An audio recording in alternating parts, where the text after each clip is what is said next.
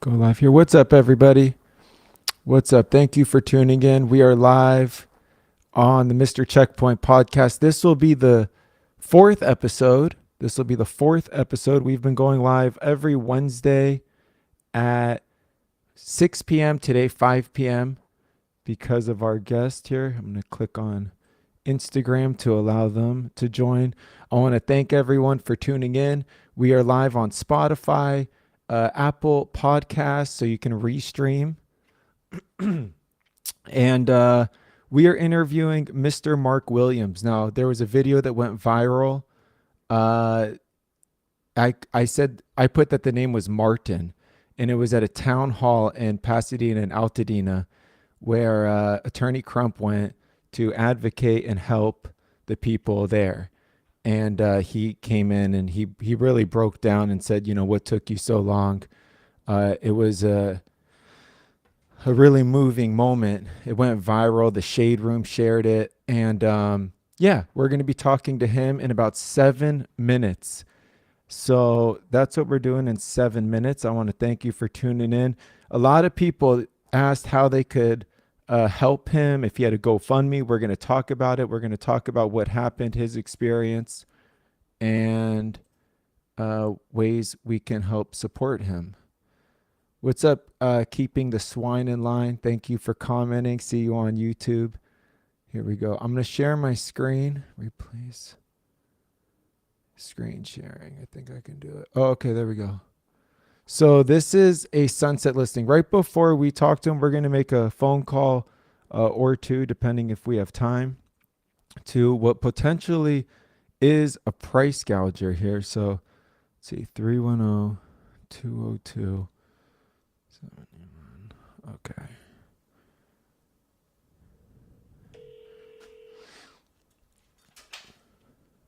Envoy Properties, may I help you? Yeah, hi. You're on a live broadcast program where we shout out different properties that are being listed here on Zillow and other places. Okay. So this line is being recorded. It is regarding 49 Sunset Avenue, number B. Okay, I don't have my list right in front of me. They're catching me off my guard. So, hang on a second now. I'll grab my list. Okay, thank you. Mm-hmm. Oh, I can go here. Sorry, I have another screen up.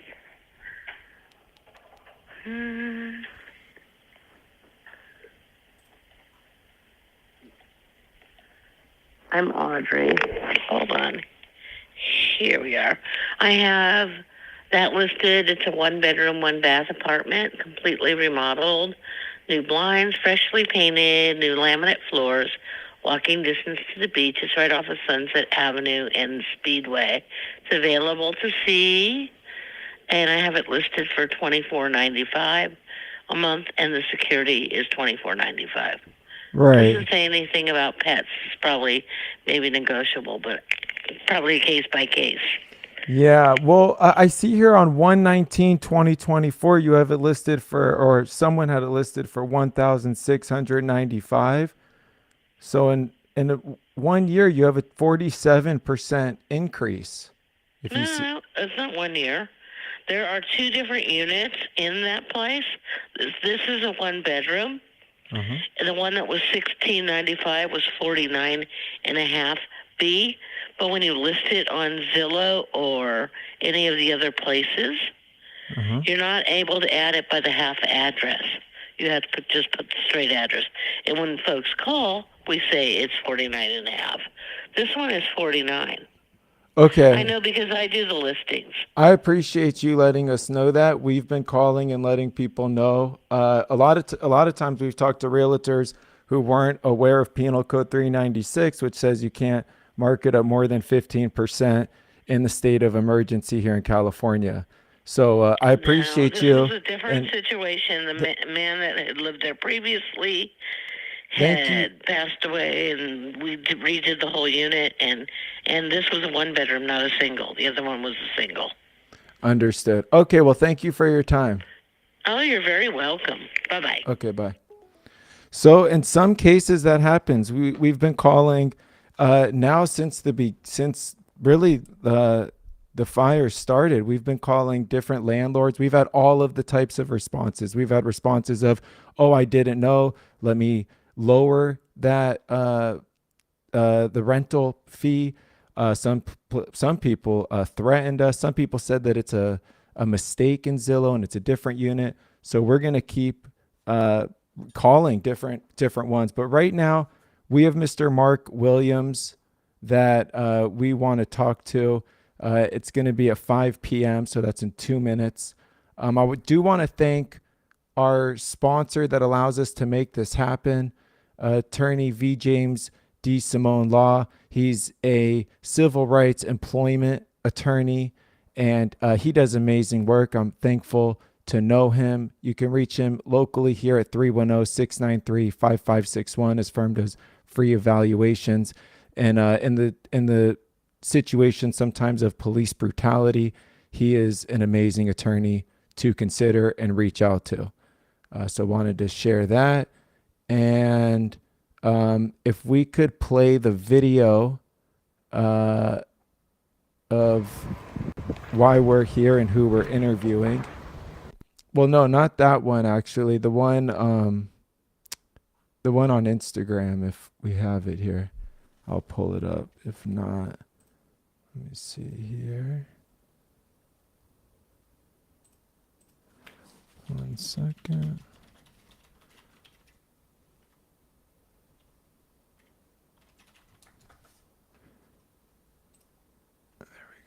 Share my screen here.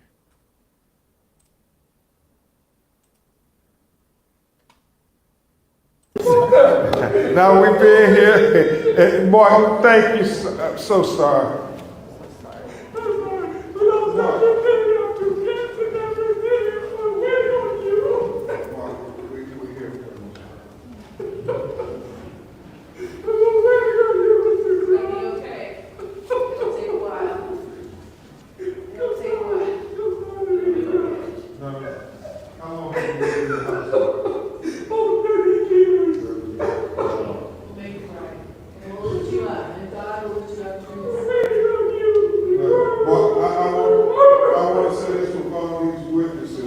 We're going to fight to make sure that your house is restored and that it's going to be better.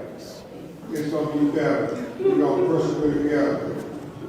That's no question. I'll prefer to go with you because, like I said, we will wait. So let me turn that off.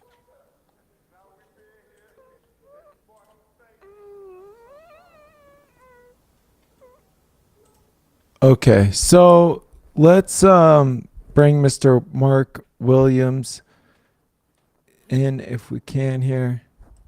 How you doing, sir? I'm doing well.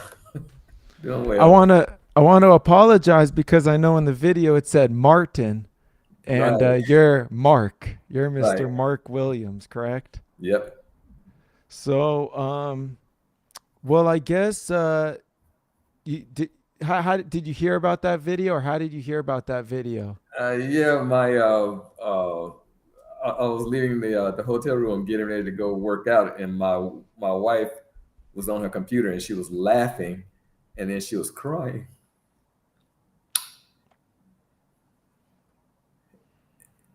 And then my daughter called and said that I was going viral, and I didn't know what they were talking about. You know, I felt well. I didn't feel like I had a sick or a virus or anything like that. And they said, "No, you're going viral," and that's what they mean. And they said, "Look," and they showed me the clip, and I was at first I was kind of embarrassed about it, but.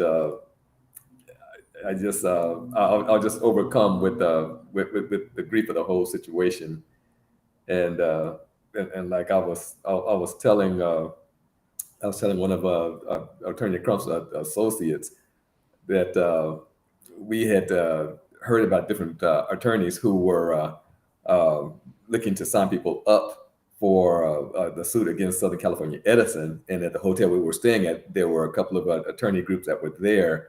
and we went to their meeting thinking that it was a meeting for to get information about the fires, but it was actually a meeting where they were wanted to sign people up. And I told my wife we had to get out of there because I knew that Mr. Crump was coming, and I hadn't heard of him coming. I just said, I know he's going to be here.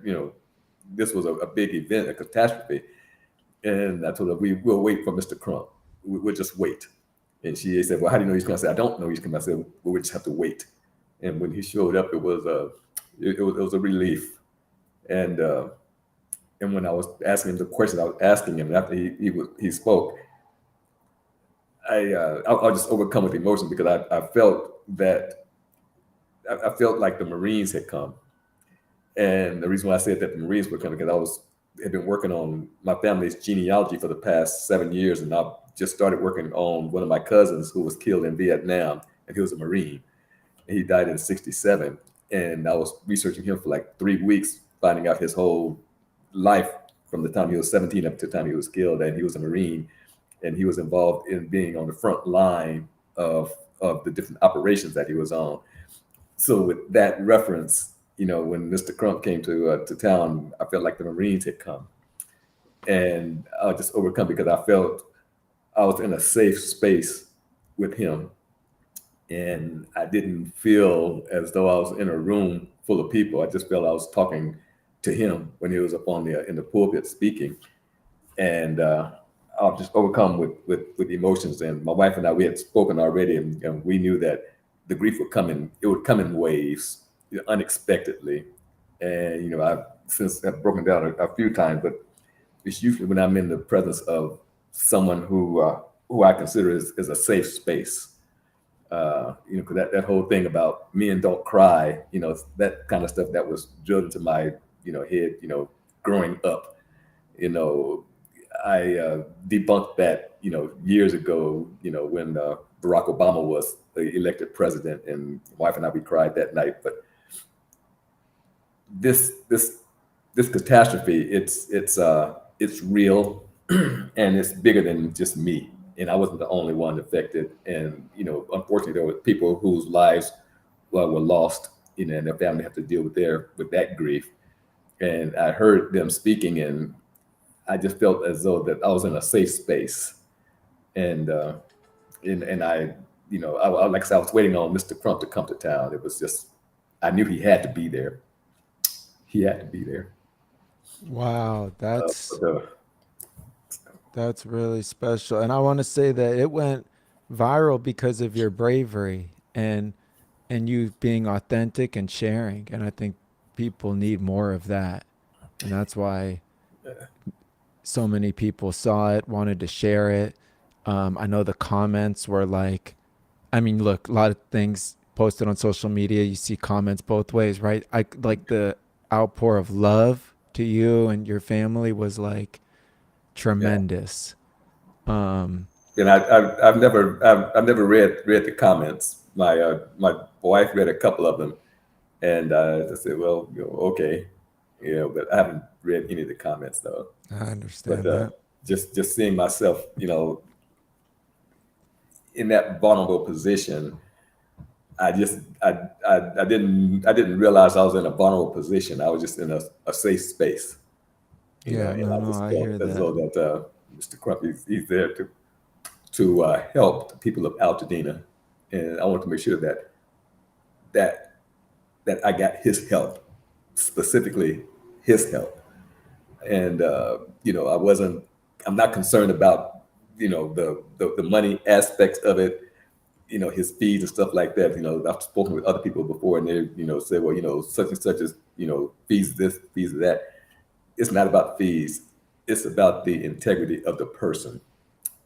And when I had seen him on TV numerous times, and he always caught my attention. And at that particular meeting, one of the people on the podium was Najee Ali. And I had been following Najee Ali for the past 35 years because he's local and he's always willing to be the ram in the thicket and on the local scene. And Mr. Crump, he's the ram in the thicket on a national scene, a worldwide scene. and just having him in the room was, I knew I was in a safe space with a safe person, and I felt safe. I agree with you with that. Attorney Ben Crump is one of a kind, and creating change all over the country, Yeah, and really helping and really advocating, and being that megaphone that so many people need. So, yeah, um, I've known him for a long time, and it's an honor. It's an honor to know him and to have been there, and captured that moment. I suppose, you were there, of course, because of your home. I guess let's just, if you don't mind, start from the beginning of, like, how long have you lived in Altadena, and what, how's that? well, we've lived in Altadena since 1985. No, I'm sorry, 1987. My wife and I were married in 1985, and she was kicking and screaming about not coming to Altadena because she's LA born and raised. And the house we bought was a, a small little house we got in foreclosure, like 800 square feet, and that's where we made our lives. And we stayed there for about 7 years. And then my uncle, who's a realtor, found out about the house that we moved into. It was a fixer. It was a major fixer, and he told me to just go ahead and submit it, an offer, which I did a couple of times, and the bank accepted, and we moved in. And like I said, it was a fixer. There were no kitchen appliances. It had two kitchens. One was being used that was built back in the 60s. The other one was just bare. The floors were messed up, oil stains.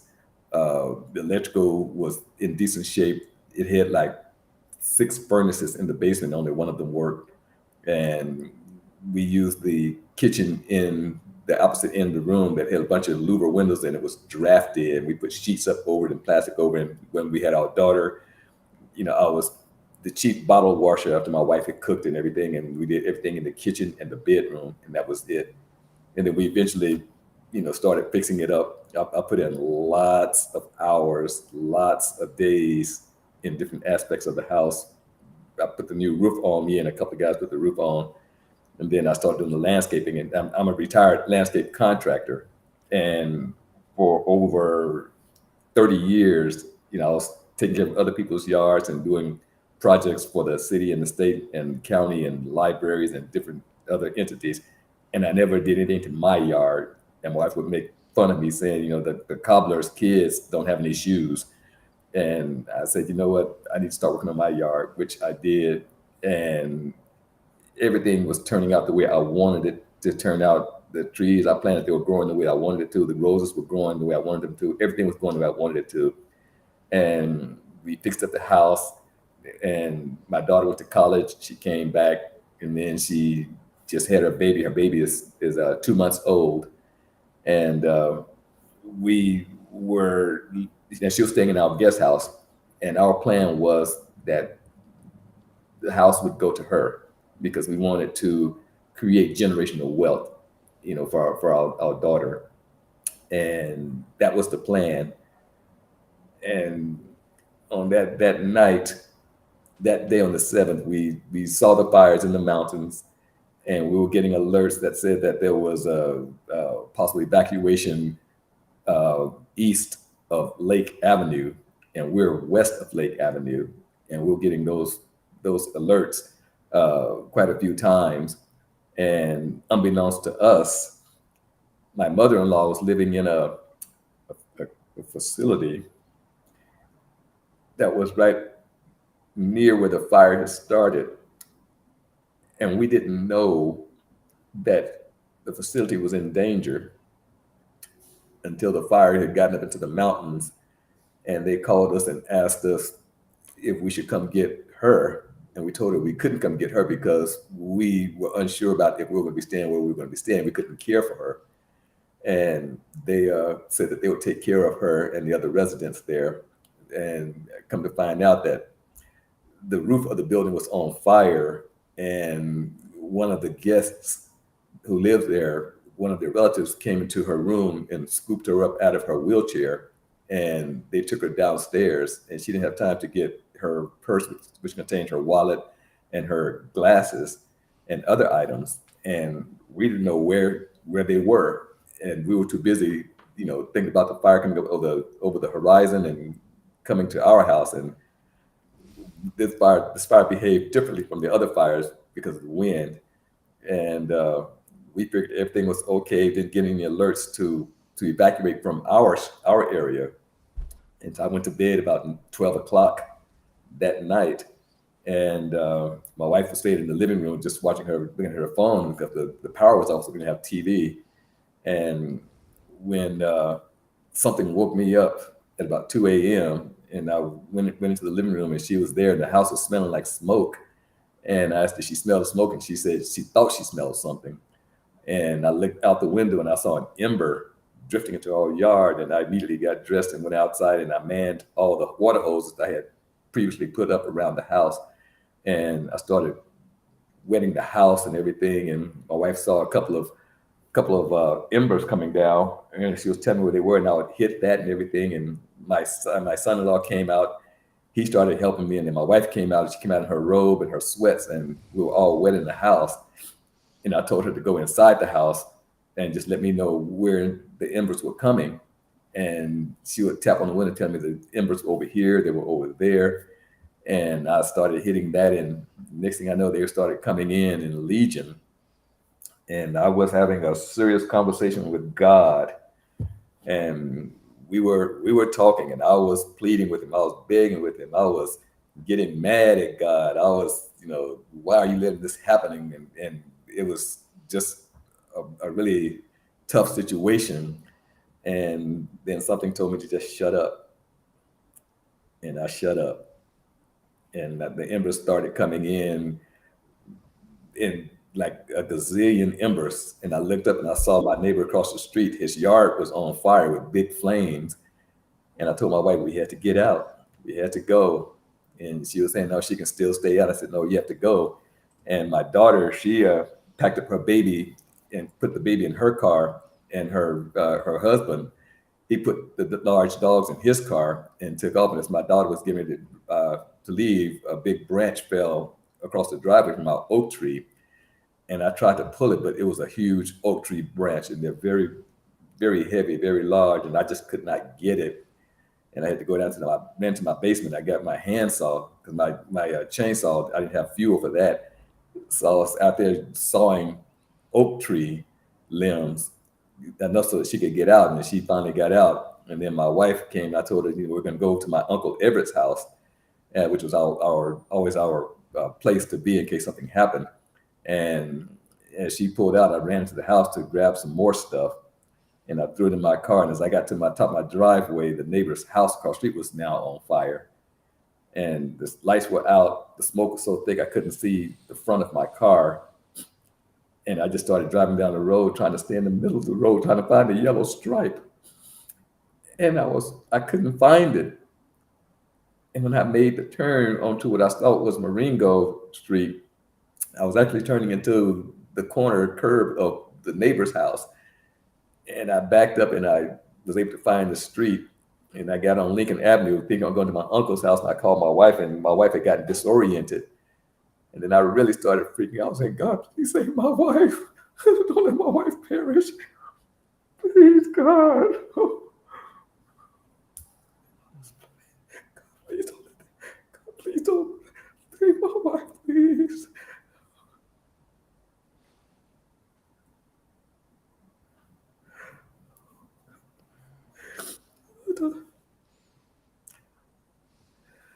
But I was able to call my wife, and she told me where she was, and she didn't know where she was. I told her, just find the street. And she found the street and told me the name. I told her, just keep coming down the road. You're on the right road. And she finally came down. We finally met up and went over to my cousin's house who lived in South Pasadena. When I called my uncle, I couldn't get an answer. So we decided to go to my cousin's house, and we were there for a few hours. I was able to get a couple of hours of sleep, and we went back to the house, and we saw that the house was engulfed in flames, and it just felt burned down. And I told my wife that I did not want to see our house catching fire. I didn't want to have that image in my mind forever. But when we got there, I saw that the house was burned to the ground. It was just in flames. And we decided to go to our insurance agent's office, which was a couple of blocks down from where we lived. which is what we call downtown Altadena. And when we got there, his office was on fire, and I knew that we were in trouble. The community was in trouble, so we just left there, and we just drove trying to find some place that was open so we could get some clothes because we just had the clothes on our backs.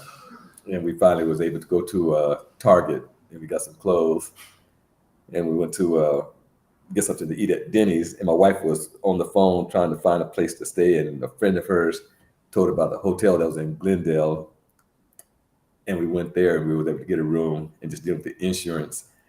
And we finally were able to get on a little bit of footing. But my wife worked really hard and diligently trying to find a place to stay. And we're calling the insurance company, trying to find the adjuster and that whole thing that everybody else was doing. And she stayed on top of that for the next couple of weeks daily. And it took a toll on her because she was doing all that heavy lifting. And in our family, she usually does that kind of stuff, and I usually do the physical stuff around the house. And I know that when we start rebuilding, I know that that's when I'm going to be in it with my boots on the ground, because that's the physical aspect of it. And we'll be doing that part in a few years. We don't know where, but or when, but we do plan on rebuilding and and rebuilding both our house and the guest house and my little workout gym, and get our daughter back living with us and have our grandson close to us as well.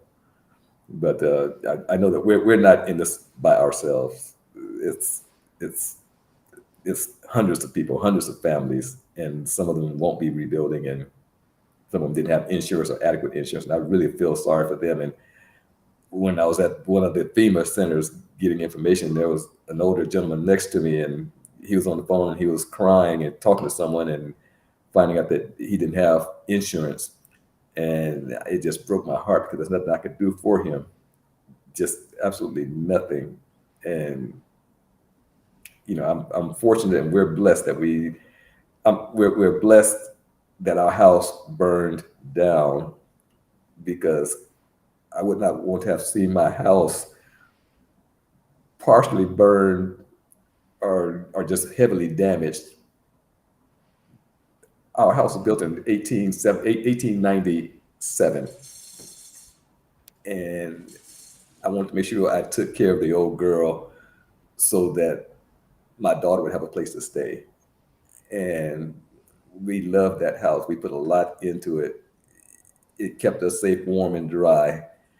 In return, I told myself that I would just keep her up. I would keep her up. I wouldn't let her go down the drain and have broken this, that, and the other. I was going to keep her up, just maintain her like the way she should be.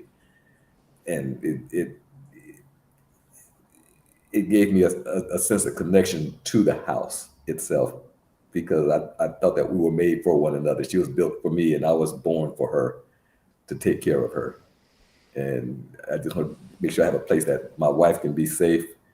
And should I no longer be around, I knew that my wife would be there, and she would be in a good, well-built home, and my daughter have a place that eventually we can give to her.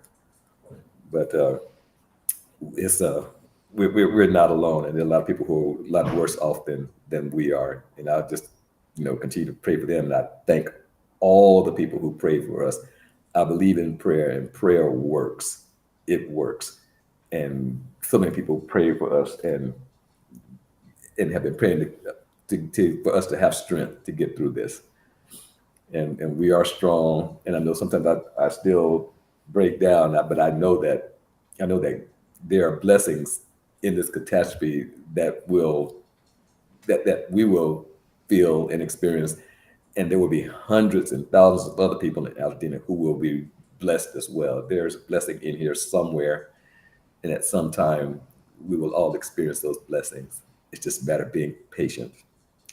Wow, you have such a beautiful spirit, and my heart goes to you in prayers for this traumatizing and awful experience. Unimaginable.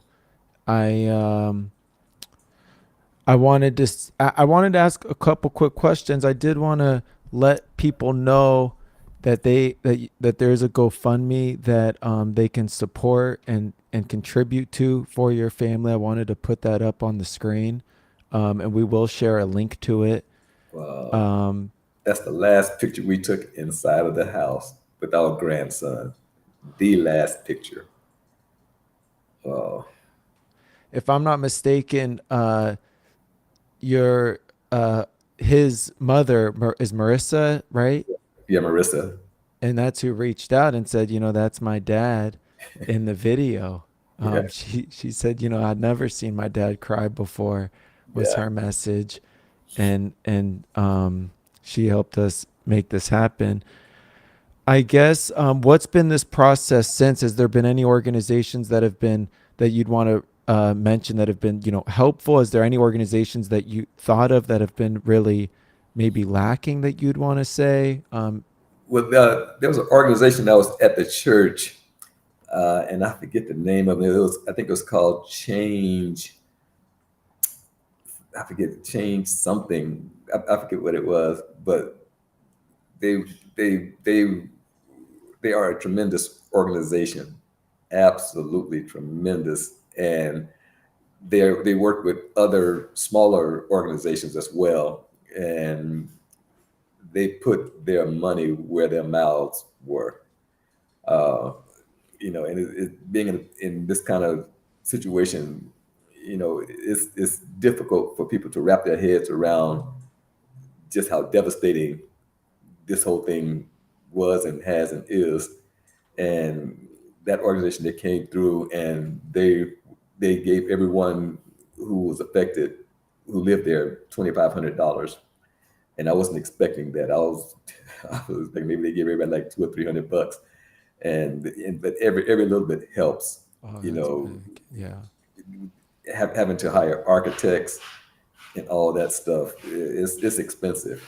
It's really expensive, but it's just part of the process. And there have been many churches in the area that have come in and they've offered different services that they have, and and we're grateful for that. It's just been an outpouring of love, and also from the residents of Altadena. Altadena is a community. The community is a family community, and everyone who's been affected by it, if you don't have to mention your name, you can just mention the street that you live on, and they will know the street, and they will know just how much damage has been affected by by the fires. And that's the picture of me walking towards the side of the house, looking at the carport and looking at the guest house there where those flames were. That's where my daughter lived, and my grandson. That's the house right there that they live in, the guest house. But we're just thankful that we are alive. The house, as grand as she was, can be rebuilt. It won't be the same exact architecture because of code upgrades and stuff like that. You couldn't build a house like that anymore. But we'll be rebuilding on the same footprint, and we will always we'll always remember the house the way that she was. And then when we get there, have a new house built, we will dedicate that house to that house that we lost, and also to the two cats that perished in the fire as well. Oh, And everything's just happening so fast and so big that we didn't have the opportunity to get in and get the kitties. oh, I'm And so sorry to hear they're that. part of our life. One cat was mine, another cat was my wife's, and I didn't choose that cat. The cat chose me, and the cat chose my wife. The other cat chose my wife, and they are a part of our lives and always will be. And we're going to dedicate the house to the old house and to them. I hear you on that. I mean, if there was anything positive I heard, it's you said build back, not where, but when, and I think that's Yeah, but an important piece. it's going to be at least a couple of years before we build back. Just the whole process of that the county is doing, getting rid of the hazardous material, and then people signing up and turning in their notice of entries for the crews to come in and to demo everything. And I know when they come in, they're gonna come in with heavy equipment, and everyone will basically just have a cleared off lot. There won't be anything resembling Altadena where it was. It's going to be bare. But like I said, we do plan on building back. We're not going to sell our land. We're going to build back. We have to. That's what we do, and that's the kind of family stock that I come from. We build back. We don't just up and run. The comments are saying how you have such a positive and powerful outlook, and blessings to you. Someone said, Mr. Williams, may you and your family be blessed. There's an outpouring of love. I'm so sorry. I wanted to, did you get an alert, or did you smell the smoke first, or see the fire We saw the fires from our living room windows when they were way over in the foothills. before you ever got an alert? Yeah, You saw the fire before you got an alert? yeah. Wow. We didn't get alerts until, well, my wife's in the background. She said we didn't get any alerts, but I did get alert on my phone, and it said that there was alert for evacuation on, like I said, on the east side of the lake.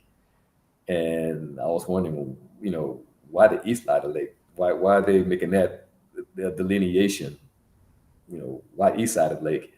And we saw the fire just going up and down in some of the crevices up in the mountains, and come up over the hill. When the wind hit the fire over the hill, that's when it just exploded, and we knew this was a different kind of fire. That this one was different, and the wind gust, as night fell, the wind gust got bigger and bigger, and they were gusting like every 30 seconds. It was huge gust to the point where it was just pushing me around. I was out trying to water the house. There wasn't a stable footing out there because of the wind gusts. Yeah, then it was when I hit my hose trying to wet the house, it was blowing the water sideways, and then when the wind would come from the south, it was blowing the water into my face, and I had my goggles on and everything, and it was just a mess. But we never got an alert that said evacuate, get out now. We never got an alert like that. Well, we know if there's anyone that's going to look into why some people got an alert and not other people, and why this happened in the first place, it's going to be Attorney Ben Crump. Yes. Right. What What is your family's next steps, and just and what you're having to deal with in this process?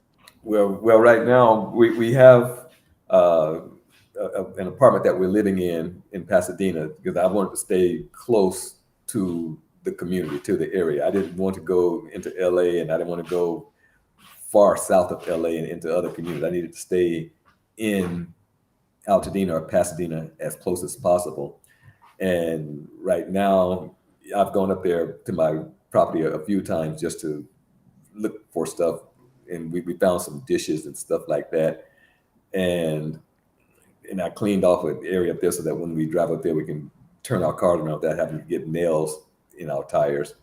And we're in the process now of trying to find architects.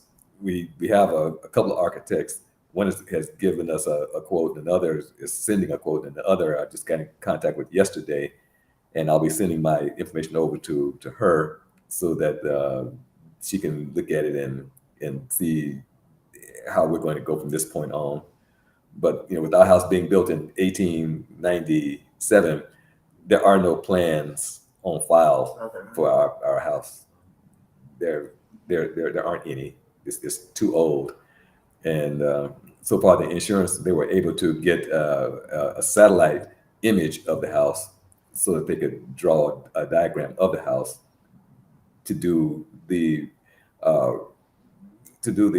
reimagining of the house for the insurance purposes, where the doors were and the windows and the partitions inside and stuff like that. Uh, but it's gonna be a long process, and we know that we just have to be patient, you know. Well, And my wife and I, we're strong together, you know. is there anything that Mrs. Williams or you want to share before we wrap up and let people know? Anything you want to share, Ronnie? The outpouring of love and support from people that we don't even know has been tremendous and humbling. And I feel for the other families who have lost their homes, but we're all in this. We're all going through the same emotions. We're all pulling together, and that's a good comforting feeling. It's kind of sad to be comforted by tragedy, but that's what is happening, and it just feels good to know that we're not by ourselves and that people care. Yeah, and this whole experience, especially during the fire, you know, it made me realize just how deep my love for my wife is. And I love my wife, and I've always told my life, but I didn't realize it was that deep. That my main concern was that she was safe. I want my wife to be safe. Wow, you guys are both beautiful, and we're praying for you. We're sending you love.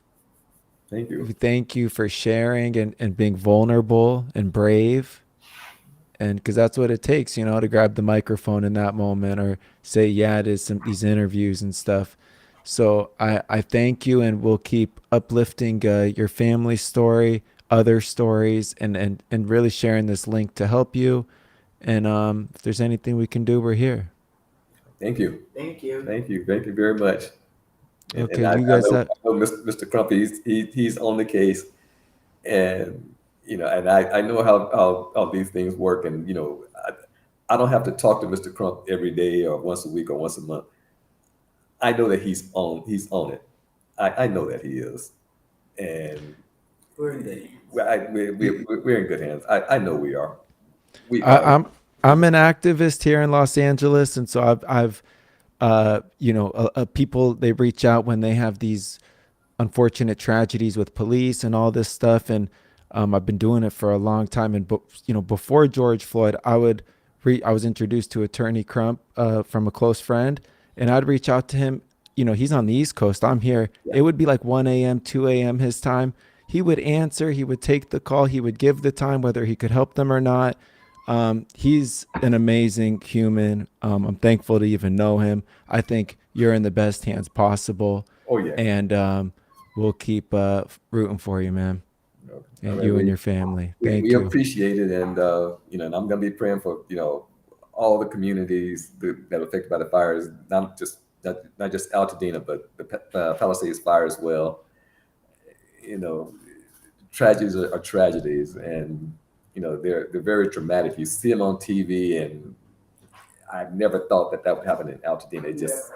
It was just inconceivable that would happen. It would never happen.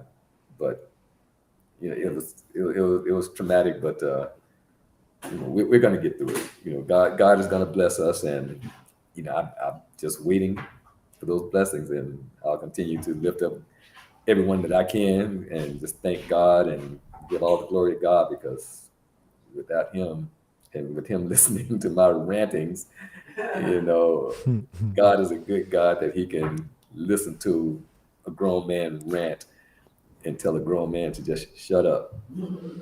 I got this. You guys get to leave. And I knew that God had this. He can stop the winds anytime He wanted, but those winds, He allowed that to happen. And I'm not mad with God. And it's good to have a God that you can tussle with, you know, and for that God not to give up on you because you choose to tussle. But I serve a gracious God. Thank you, Jesus. Thank you, Jesus. Your prayers are strong, Mr. Williams. Well, you have a good night, you and your family. Thank you. And we'll all be praying for you. Okay, thank you. And keep up your good work. Yes, sir. We need rams and thickets. We Yes, need, sir. We will. continue to be that ram. Thank you, sir. Okay. All right, bye. Wow. What a story. I mean, what a beautiful man. What a spirit. That was unbelievable. He was saying he ended up in a room full of lawyers. He said to his wife, "We got to get out of here because Attorney Crump is coming." And he said he had no idea. He had no reason to say that. He didn't see anything. He didn't know. Well, he knew in his heart, but wow. And then he said, next thing he knew, he was in that town hall with Attorney Crump and was vulnerable. Let's share the GoFundMe. We've been sharing this barcode on the right. The GoFundMe, we'll put it in the, we'll make sure to put it on the YouTube link and where we share this. But this is it. You can screenshot it for the link. I want to thank everybody for joining us and tuning in. I want to shout out our sponsor for allowing this to happen, Attorney V. James D. Simone. You can go to his website. You can Google him. You could check out his reviews. You can call him at 310-693-5561. He has been doing this for 40 plus years. He does employment law, civil rights law, and he is an amazing attorney. I'm honored to know him. And if you need a free evaluation, a free case evaluation, go to his website or give him a call, 310-693-5561. Well, I think that's it. If you're just tuning in for the first time, you should know that this is our 4th episode. The first 3 episodes are on Spotify podcast, Apple podcast, Amazon.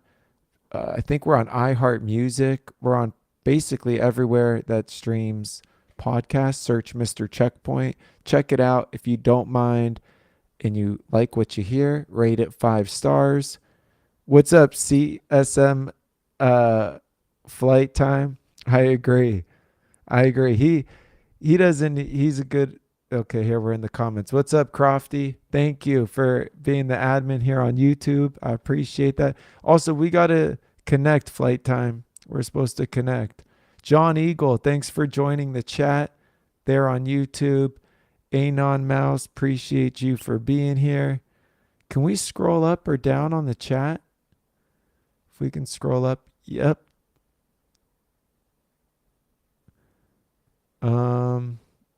Man, how sad. I couldn't believe this video. Should we call one possible price gouger before we hang up here? Should we call one possible price gouger before we hang up? I think maybe. Someone said the lifted cold brew. That could be interesting.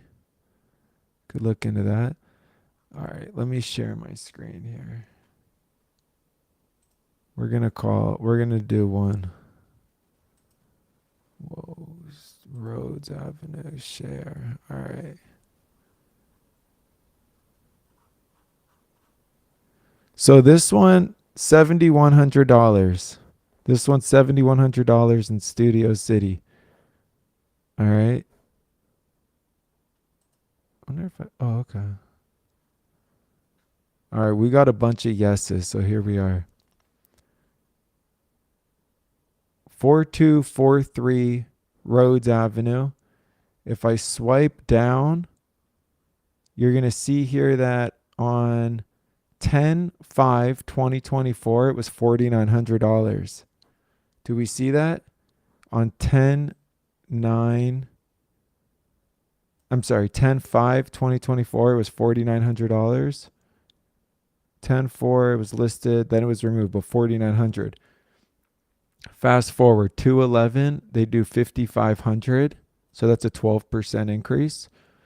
And then on 2/12, they do 29% increase at $7,100. Give me a yes if this seems like a price gouger and I should call it. Give me a yes in the comments if this is okay. Got a yes. So let me call. Now there's excuses we get. They'll be like, "Oh, that's suite B, and I'm really renting suite A, and Zillow didn't update it." I've heard this kind of thing, and I'm not the authorities. I'm just trying to make sure that people in a vulnerable state aren't taken advantage of.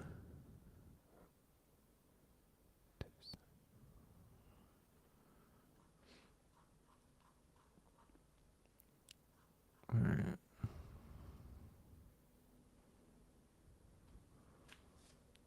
The property you called is not currently reachable by phone. Oh, that's not a good sign. Hey, which one was that? The lifted cold brew. Send me the property of the one who did that to you, and I'll call it. Let me change it. So this one, replace sharing screen. We're going to call this one. This is why you need a couple already.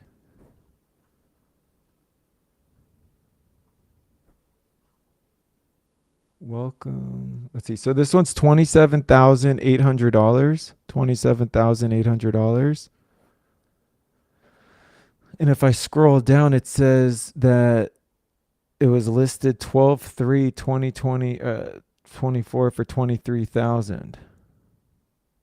Then it jumped up to 30% to 30,000, and then it went down 7%. So it's still up significant. Let me check one more. Hold on one second. We're going to check this one, Sherborne. We're going to replace it. Look, this one's. All right, so now we're here at Sherborne. Single story. So this one was listed 2024 for 6,800, 30% more, 8,800. What's changed? That's what we want to know.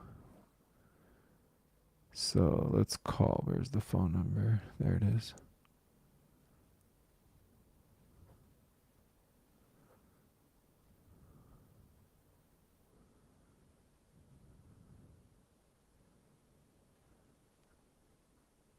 The property you called is not currently reachable by phone. Please fill up. Dude, all these dudes, I think, or all these brokers are going into phone numbers that all right. Says I have another one, Schumacher. Schumacher share. So Schumacher was $8,500 in 2024, and now it's 12,500. 47% increase according to Zillow. So let's call this one Oliver. Dude, what? This one we can't call? No. We're going to look him up. Come on.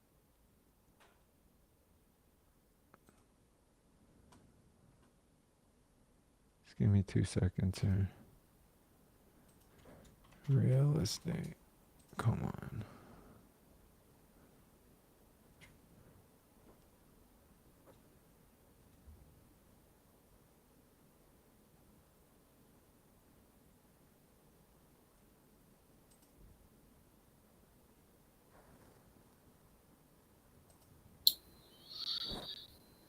I put his number in the chat.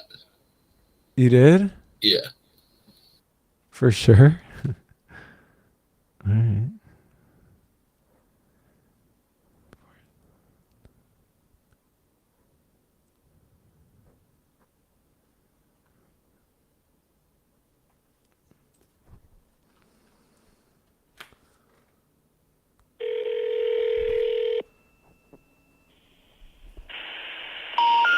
We're sorry.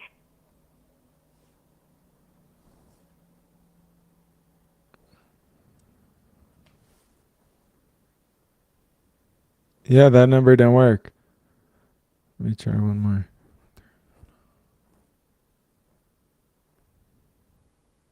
It's tough to call price gougers.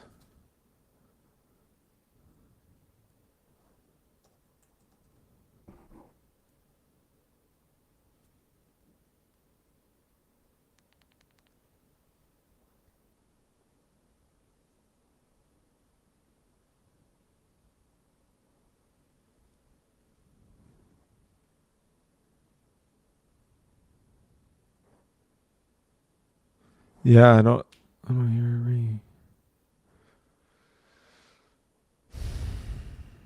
Let me try one more time. 1310553.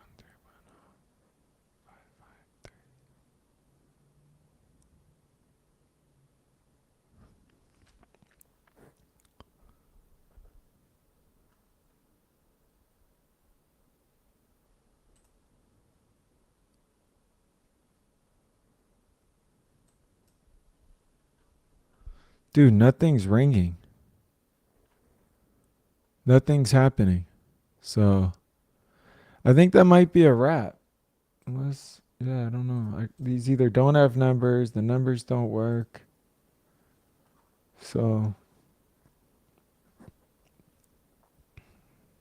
I appreciate y'all. Be safe, everybody. Thank you for tuning in. I think that's all we got. Like I mentioned, if you want to, if you have any sponsors that you want to recommend, please email info@mrcheckpoint.com. If you want to stream the episode 1, 2, or 3, go to Spotify, Apple Podcast, Amazon, iHeart, search Mr. Checkpoint, and you can stream those. If you have any guest ideas, we want to do Attorney Ben Crump as a guest. So Cameron, hit us up, let us know, connect us, info@mrcheckpoint.com. And yeah, any guest recommendations or sponsors, let us know. All right. Appreciate that, K-Town lady. What's up, South Central Audit? Did you end up going to Burbank or where that was? A lot of people confirmed it. And if you're on Substack, go to Substack and subscribe. We are posting on Substack, and there was some post about ICE and immigration at Kaiser, and so we shared that. But that's all. Thank you, Brit Music. All right, be safe, everybody. I'm gonna end the stream. Oh yeah, I was in Downey. All right, peace. All love. Substack. Late.